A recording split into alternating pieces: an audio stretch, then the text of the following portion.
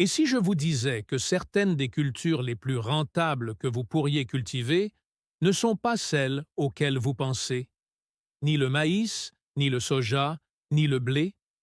Je parle de plantes qui se vendent entre 20 et 80 $ la livre. Des plantes dont la plupart des agriculteurs n'ont jamais entendu parler. Des plantes si demandées que les chefs cuisiniers, les fabricants de compléments alimentaires et les consommateurs soucieux de leur santé en réclament presque davantage. La plupart des gens l'ignorent, mais pendant que tous se disputent les cultures de base à peine rentables, il existe des plantes spécialisées qui génèrent des profits considérables pour les agriculteurs avisés qui les connaissent. Des plantes aux marges bénéficiaires importantes, au faible coût de démarrage et sur des marchés en pénurie critique. Aujourd'hui, je vais vous présenter 20 plantes qui vont révolutionner votre vision de l'agriculture et de l'autosuffisance. Restez avec nous, car la deuxième de cette liste est la plante à la croissance la plus rapide au monde, étudiée par la NASA. Elle est tellement sous-estimée que la plupart des gens la prennent pour de la simple algus. Quant à la 19e, elle est si exotique et recherchée qu'elle se vend jusqu'à 80 $ la livre. Et vous pouvez la cultiver dans votre jardin. N'oubliez pas de vous abonner, car nous publions de nouvelles vidéos chaque semaine. Alors, c'est parti! Voici 20 plantes rentables qui pourraient vous rendre millionnaire. Classées de la plus impressionnante à la plus incroyable. Numéro 1. Le moringa, l'arbre miracle qui fait fortune. Commençons par le moringa, aussi appelé arbre miracle, et à juste titre. Cet arbre à croissance rapide produit des feuilles qui se vendent entre 20 et 40 $ la livre séchée. La demande explose littéralement dans le milieu du bien-être et de la santé. Le Moringa olea est l'une des plantes les plus riches en nutriments au monde. Ses feuilles regorgent de vitamines, de minéraux et de protéines, ce qui explique l'engouement de l'industrie des compléments alimentaires. Les consommateurs soucieux de leur santé sont prêts à payer un prix élevé pour la poudre, les gélules et le thé de moringa. Voici ce qui rend le moringa si intéressant d'un point de vue commercial. Cet arbre pousse incroyablement vite, atteignant parfois 4,5 mètres dès la première année. On peut récolter ses feuilles plusieurs fois par saison et, une fois bien installé, il ne demande que très peu d'entretien. Vous créez ainsi une culture de rente renouvelable qui produit année après année. Les tendances actuelles en matière de santé ont mis le moringa sur le devant de la scène. Des bars à smoothie aux fabricants de compléments alimentaires, en passant par les magasins de produits naturels, tout le monde s'arrache le moringa. Et la majeure partie est encore importée, ce qui représente une formidable opportunité pour les producteurs locaux de conquérir des parts de marché. La raison pour laquelle le moringa est une telle mine d'or est simple. Forte demande, faible offre, prix élevé. Alors que la plupart des agriculteurs cultivent des plantes vendues à quelques centimes la livre, vous pourriez cultiver quelque chose qui se vend entre 20 et 40 $ la livre. La donne change complètement. Imaginez un arbre qui produit littéralement de l'argent, qui n'attend que vous pour être planté et récolté. La lentille d'eau, cette plante aquatique étudiée par la NASA, pourrait bien représenter une formidable opportunité insoupçonnée pour l'agriculture. Cette minuscule plante, souvent confondue avec de la lentille d'eau, se vend entre 20 et 60 $ la livre une fois séchée et compte parmi les plantes les plus remarquables de la planète. Les espèces Wolffia et Lemna sont celles qui connaissent la croissance la plus rapide. Dans des conditions optimales, leur biomasse peut doubler en 24 à 48 heures. Mais voici ce qui les rend si précieuses.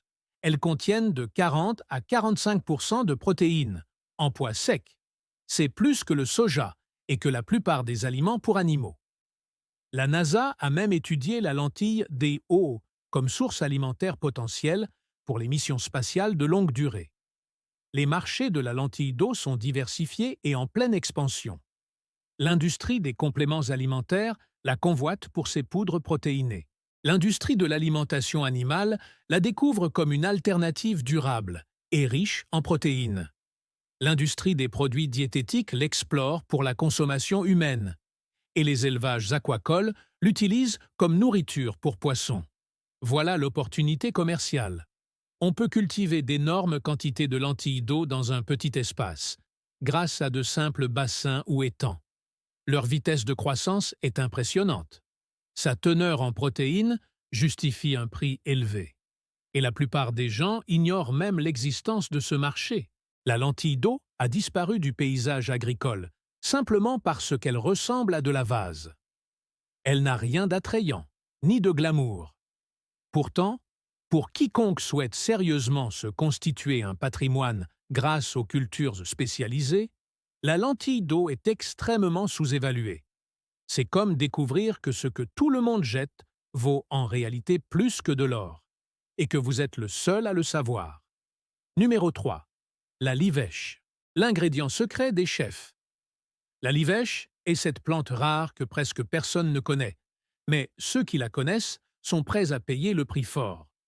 Cette herbe, qui ressemble au céleri, se vend entre 15 et 30 dollars la livre et les chefs en raffolent. Le Leisticum officicole possède une saveur intense et complexe, comparable à celle du céleri. Il révèle une saveur unique et incomparable. Les restaurants haut de gamme l'utilisent pour enrichir soupe, bouillon, salade et garnitures. Pratiquement inconnu sur le marché grand public, son approvisionnement est extrêmement limité. Voici pourquoi le livèche représente une opportunité commerciale. C'est une plante herbacée vivace qui repousse année après année. Une fois bien installée, elle ne demande que peu d'entretien. On peut récolter ses feuilles plusieurs fois par saison. Le marché est composé de chefs et d'entreprises agroalimentaires spécialisées prêts à payer un prix élevé pour des herbes fraîches et de grande qualité. Le mouvement de la ferme à l'assiette a engendré une demande sans précédent pour des herbes aromatiques originales et savoureuses. Les chefs recherchent des ingrédients qui distinguent leurs plats. La livèche remplit ce rôle, mais sa culture commerciale à petite échelle est quasi inexistante. La rareté explique la forte rentabilité de la livèche. On ne la trouve pas en supermarché. Sa culture est confidentielle. Pourtant, ceux qui la désirent la veulent vraiment et sont prêts à y mettre le prix. Imaginez-la comme une herbe aromatique qui, bien que sous nos yeux, attendait que quelqu'un en reconnaisse la valeur et en tire profit. Numéro 4. La coriandre longue. Ce n'est pas de la coriandre, mais c'est bien plus précieux. On confond souvent cette plante avec la coriandre, mais cette dernière est en réalité beaucoup plus recherchée. L'Arnium fluidum se vend entre 15 et 30 dollars la livre et est très prisé dans les cuisines latino-américaines et asiatiques. Son arôme est plus prononcé et plus intense que celui de la coriandre. Il est indispensable dans le sofrito, le racaillito, les currys thaïlandais, le pho vietnamien et d'innombrables autres plats. Et voici le point clé. Le cantreau est extrêmement rare dans les supermarchés classiques. La plupart des gens qui en veulent doivent se le procurer dans les épiceries ethniques ou s'en passer. Le potentiel commercial du cantreau est évident. Il existe une demande bien établie au sein d'une communauté culturelle spécifique.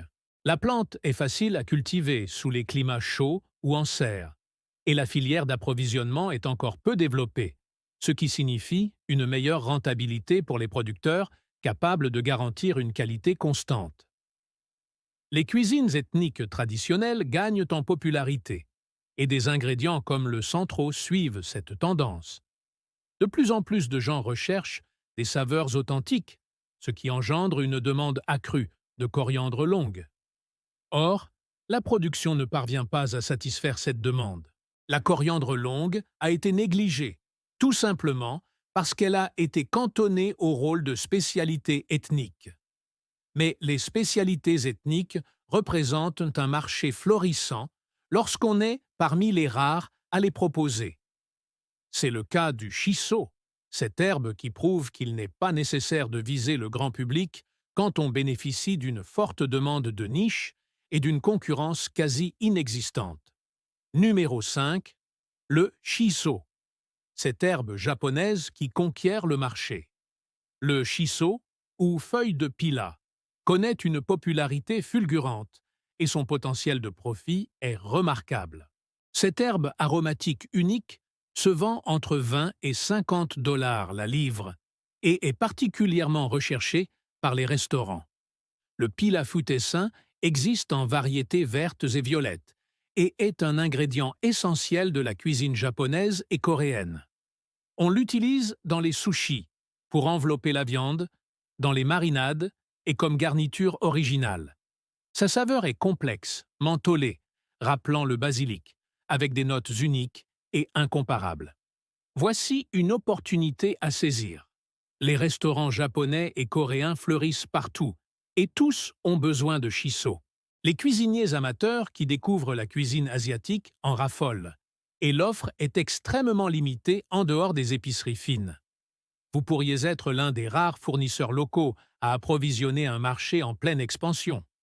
La culture culinaire moderne est de plus en plus mondialisée, et des ingrédients comme le shiso profitent de cette tendance. Ce qui était exotique il y a 5 ans est devenu un incontournable de la gastronomie haut de gamme. Les producteurs avisés anticipent cette évolution.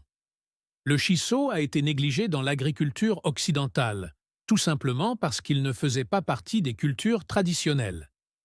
Mais les traditions changent, et les agriculteurs qui s'adaptent en premier s'emparent des marchés les plus rentables. Imaginez cette herbe aromatique passée de niche à indispensable, et dont la plupart des producteurs ne se sont même pas encore rendus compte. 6e ingrédient, l'épazote, une herbe mexicaine. Personne ne la cultive.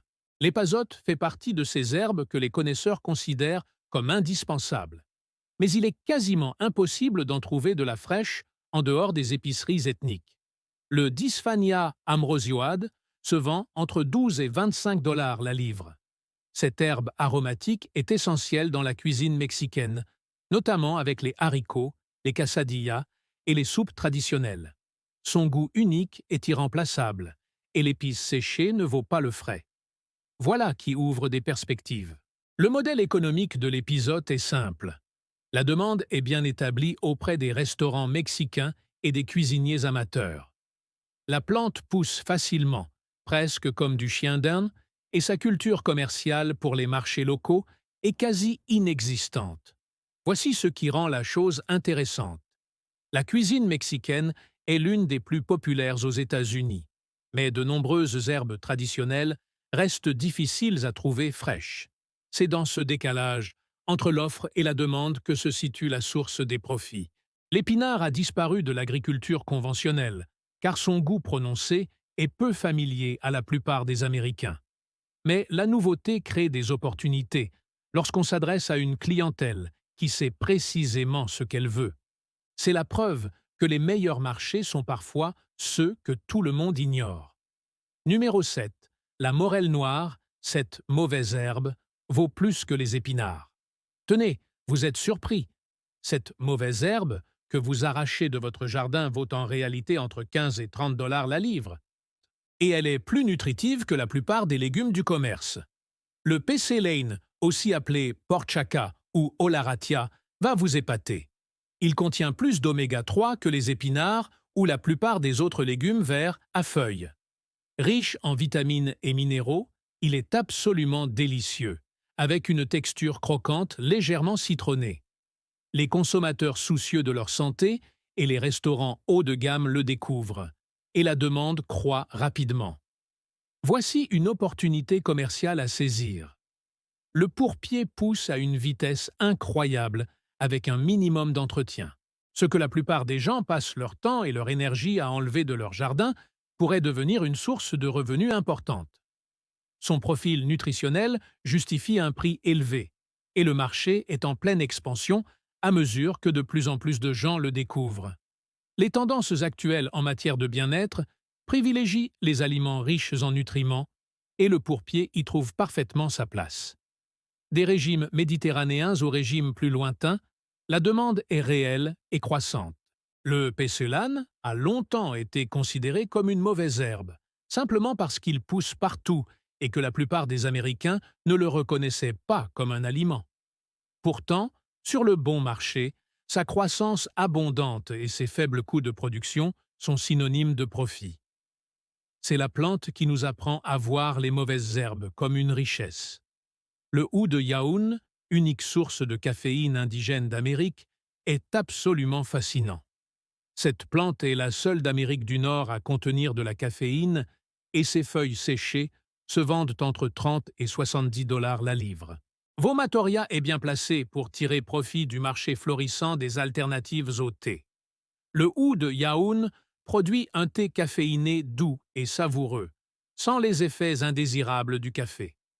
On la trouve à l'état sauvage dans tout le sud-est des États-Unis, mais sa culture commerciale n'en est qu'à ses débuts. Cela représente une formidable opportunité pour les pionniers. La dynamique du marché est idéale. L'intérêt des consommateurs pour les alternatives au thé explose. Ils recherchent des produits locaux et durables. Et le Yaoun répond à tous ces critères tout en étant véritablement unique. Le seul plan de caféine indigène d'Amérique. Voici l'aspect commercial. Le Yaoun est un arbuste vivace qui demande peu d'entretien une fois bien installé. Ses feuilles peuvent être récoltées plusieurs fois par an et il peut être positionné comme une alternative locale haut de gamme au thé importé. Ironie du sort, le Yaoun est tombé dans l'oubli car les Amérindiens l'utilisaient lors de cérémonies et les colons européens lui ont donné un nom latin malheureux. Mais les marchés modernes se moquent des vieux préjugés. Ils recherchent des produits uniques et de grande qualité. Et Yaoun répond à ces attentes. Imaginez un thé qui attendait depuis des siècles que l'Amérique redécouvre son propre patrimoine caféiné. Numéro 9, le terrigon mexicain, une herbe qui pousse là où le terrigon français ne pousse pas. Le terrigon mexicain comble un manque crucial sur le marché des herbes aromatiques. Alors que le terri français est capricieux et ne pousse pas sous tous les climats, le terrigon mexicain prospère sous la chaleur, offre une saveur anisée similaire et est rentable. Le taget lucida pousse vigoureusement dans les climats chauds où le terrigon traditionnel peine à s'implanter. Chefs et cuisiniers amateurs des régions du Sud le découvrent comme un substitut fiable et la demande est croissante. Le prix au kilo est conforme aux normes des herbes aromatiques de qualité supérieure et la production est simple. Le véritable atout réside dans la géographie. Si vous vous trouvez dans une région où le terreau français peine à pousser, vous pourriez fournir du terreau mexicain à tous ceux qui recherchent ce profil aromatique. Faible concurrence, demande établie, culture facile. Les tendances culinaires régionales modernes privilégient les plantes qui poussent bien localement, et le terreau mexicain répond parfaitement à ce critère. C'est la plante qui prouve que parfois, un substitut s'avère plus précieux que le produit original lorsqu'il est efficace dans votre cas. Numéro 10. La mélisse. La plante anti-stress que tout le monde s'arrache. La mélisse surfe sur la vague du bien-être et génère des profits considérables. La mélisse officielle se vend entre 20 et 40 dollars la livre séchée, très demandée pour ses vertus apaisantes et ses propriétés favorisant le sommeil. Cette plante douce au parfum citronné est utilisée en infusion, teinture, compléments alimentaires et en aromathérapie. La recherche confirme son usage traditionnel contre l'anxiété et les troubles du sommeil, ce qui explique sa popularité auprès des herboristes traditionnels et des consommateurs soucieux de leur bien-être. Voilà un marché potentiel immense. Voici pourquoi la mélisse est une culture judicieuse. Elle est incroyablement facile à cultiver et se propage vigoureusement une fois bien implantée. On peut la cultiver aussi bien en intérieur qu'en extérieur. Ses feuilles peuvent être récoltées plusieurs fois par saison et la demande du secteur du bien-être ne cesse de croître. Elephant Crow Case. Épidémie de stress moderne a engendré une demande sans précédent pour des solutions naturelles et douces permettant de soulager le stress. La mélisse trouve parfaitement sa place sur ce marché, sans les effets secondaires des médicaments. Elle a été négligée en agriculture commerciale, car sa culture est si facile qu'on supposait qu'elle n'avait aucune valeur. Or, facilité de culture et forte demande sont synonymes de profit. Cette plante aromatique prouve que, parfois, les cultures les plus faciles sont les plus rentables lorsqu'on cible les bons marchés. En 11e position, l'ashwagandha, chouchou de l'industrie des compléments alimentaires. L'ashwagandha est actuellement l'un des compléments les plus en vogue au monde et sa racine séchée se vend entre 25 et 60 dollars la livre. Utania somnifera connaît une demande massive que la production nationale peine à satisfaire. Cette plante adaptogène est utilisée en médecine ayurvédique pour soulager le stress, stimuler l'énergie et favoriser le bien-être général.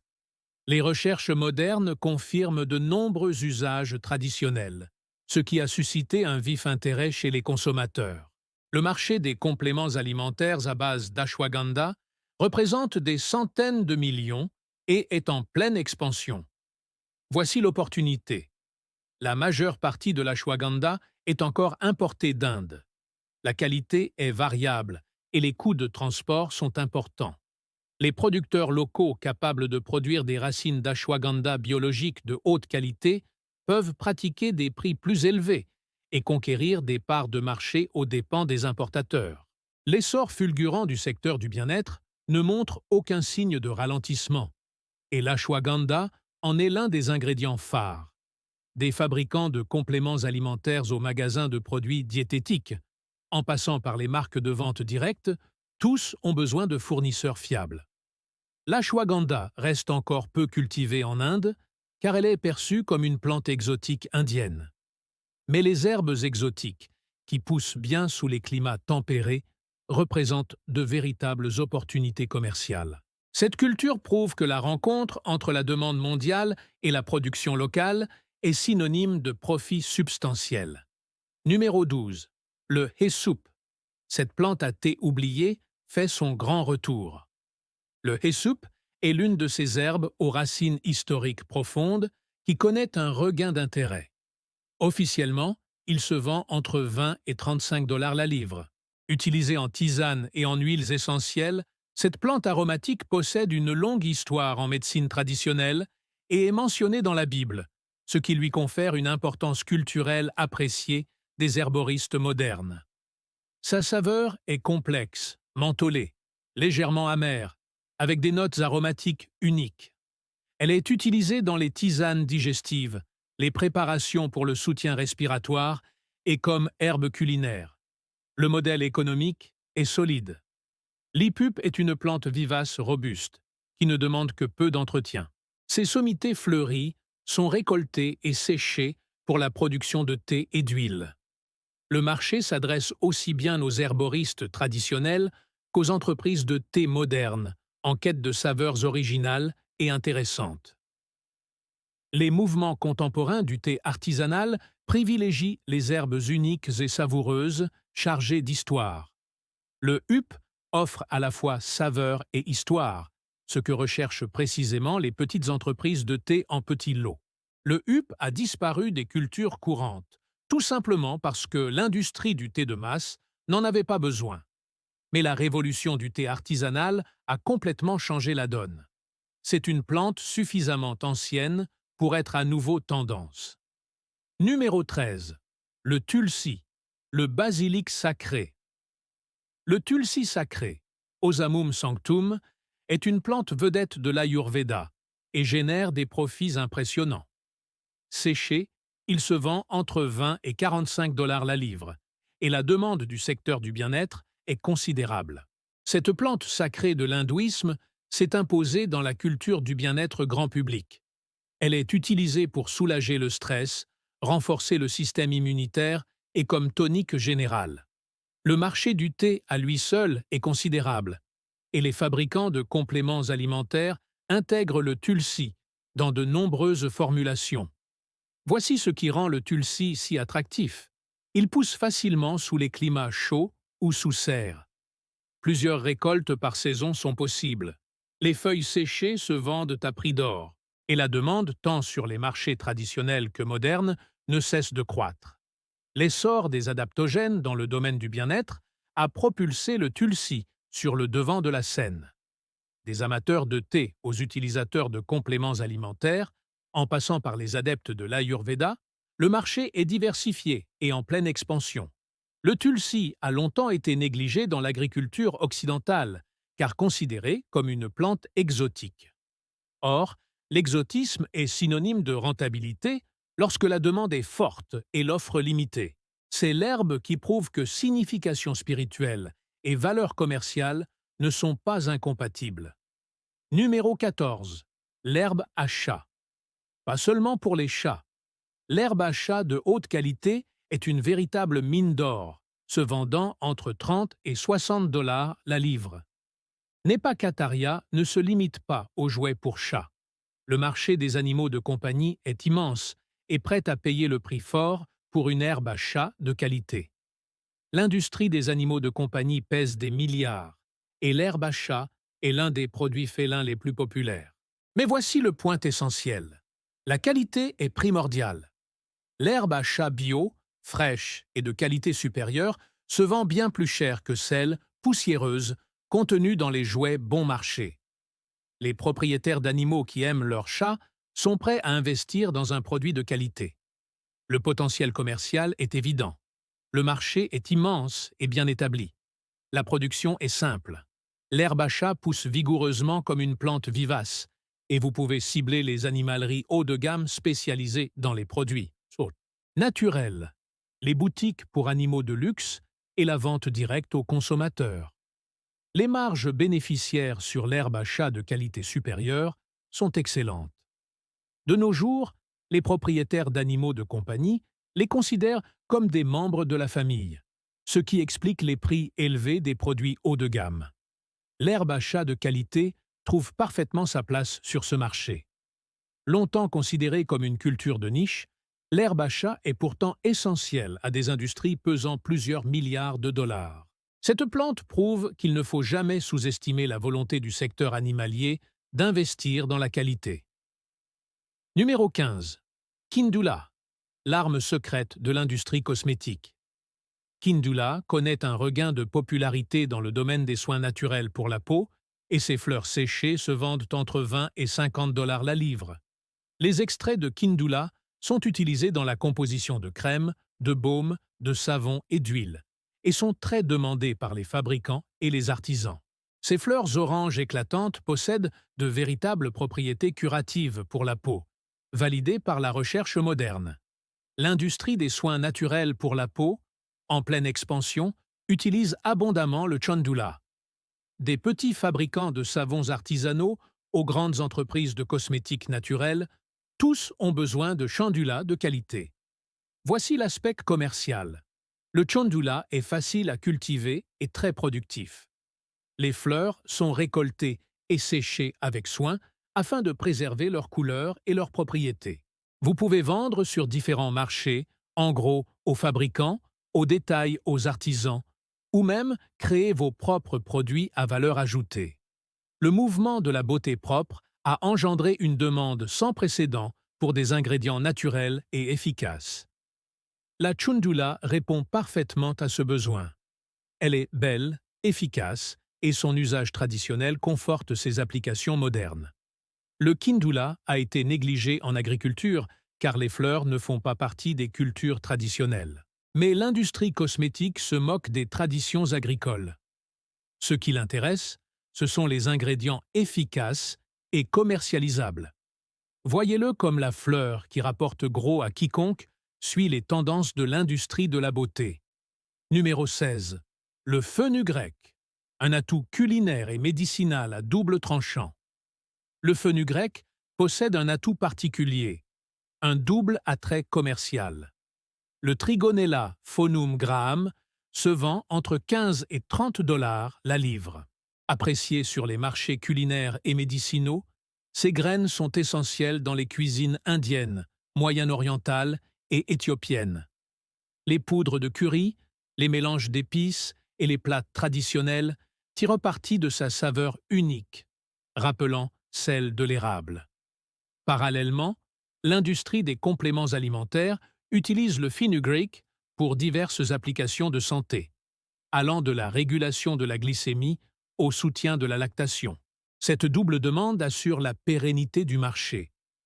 Vous n'êtes pas dépendant d'un seul secteur. Les restaurants et les entreprises d'épices en sont friands. Les fabricants de compléments alimentaires aussi.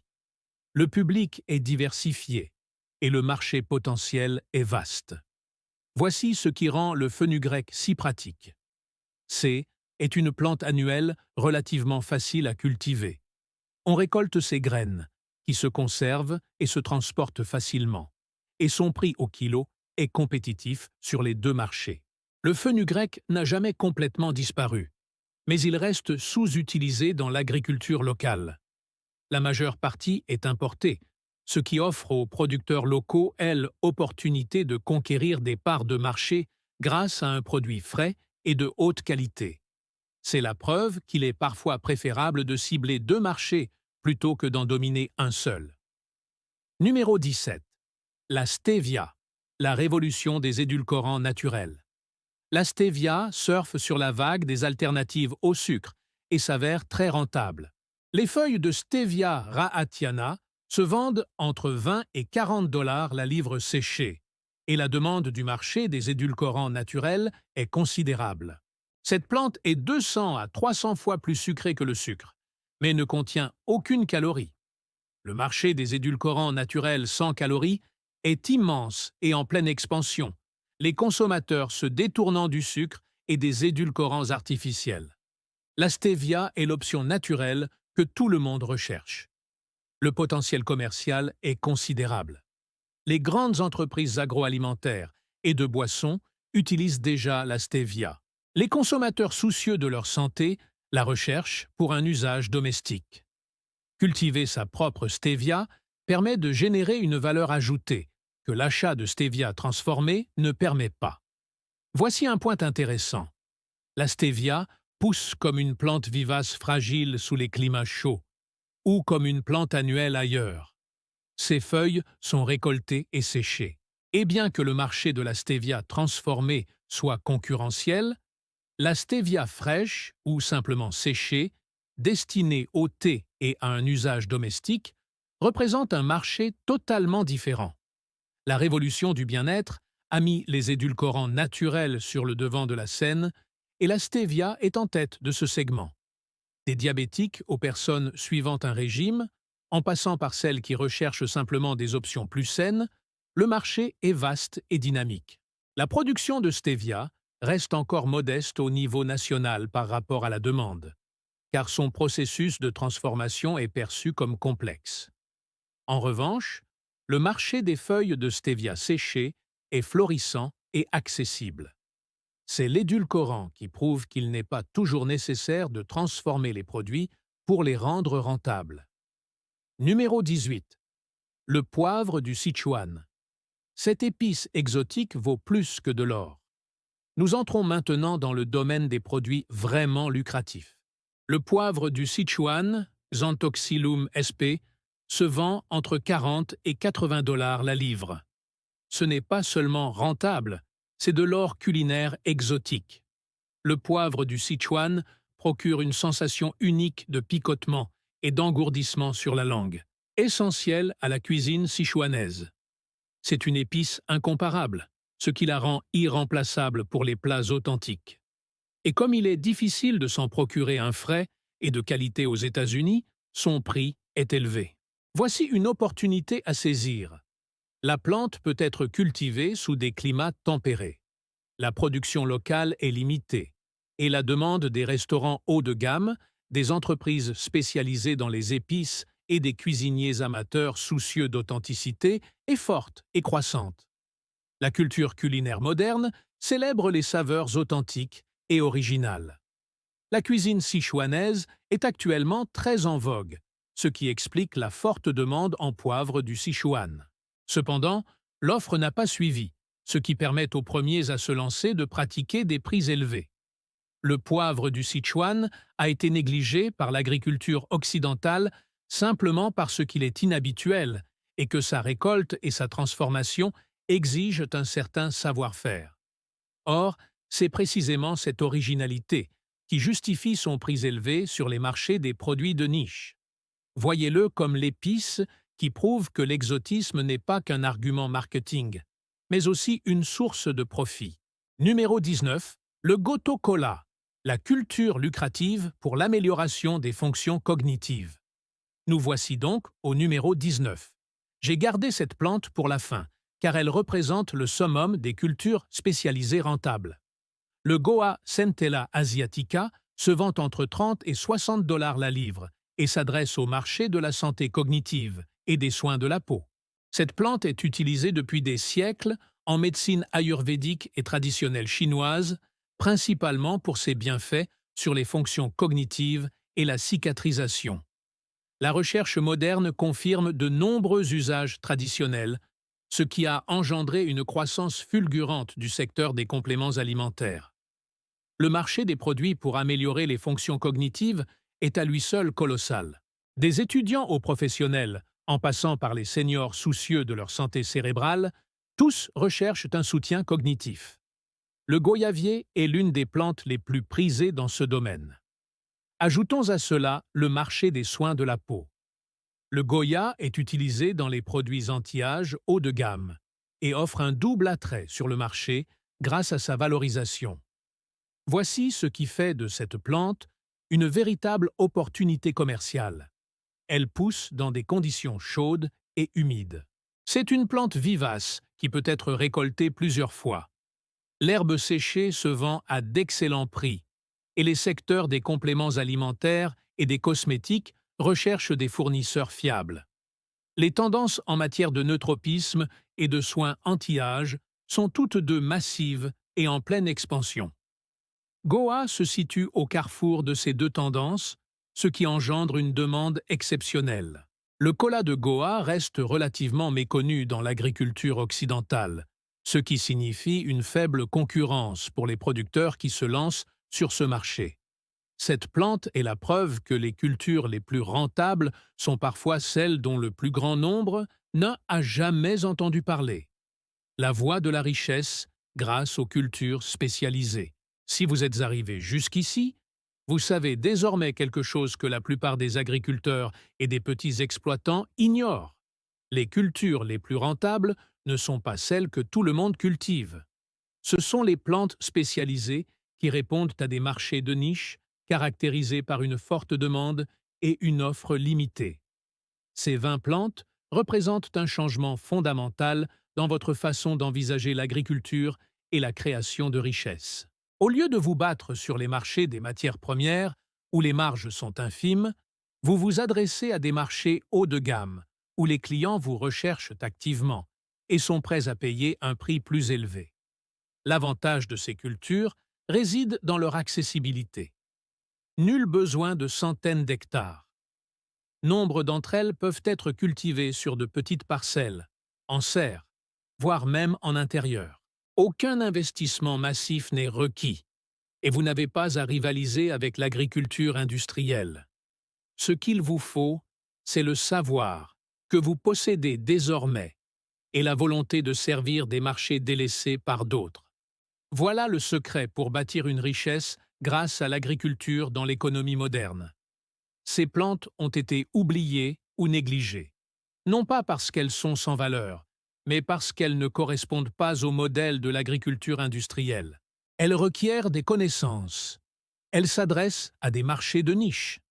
Elles privilégient la qualité à la quantité. Et c'est précisément ce qui les rend idéales pour les petits producteurs désireux de se constituer un véritable patrimoine. Si cette analyse approfondie des cultures spécialisées rentables vous a plu et que vous êtes prêt à repenser l'agriculture et la création de richesses, n'hésitez pas à liker, à laisser un commentaire ci-dessous et à me dire quelle plante vous avez le plus hâte de cultiver. Êtes-vous plutôt herbes aromatiques, adaptogènes ou épices exotiques? Je lis tous les commentaires et j'adore vous lire. Si vous n'êtes pas encore abonné à Homestead Roots, qu'attendez-vous? Abonnez-vous et activez les notifications pour ne manquer aucune vidéo. Nous construisons une communauté de personnes qui savent que l'indépendance financière ne s'acquiert pas en suivant le mouvement. Cela vient de la capacité à saisir les opportunités que les autres ne voient pas, et j'adorerais vous compter parmi nous.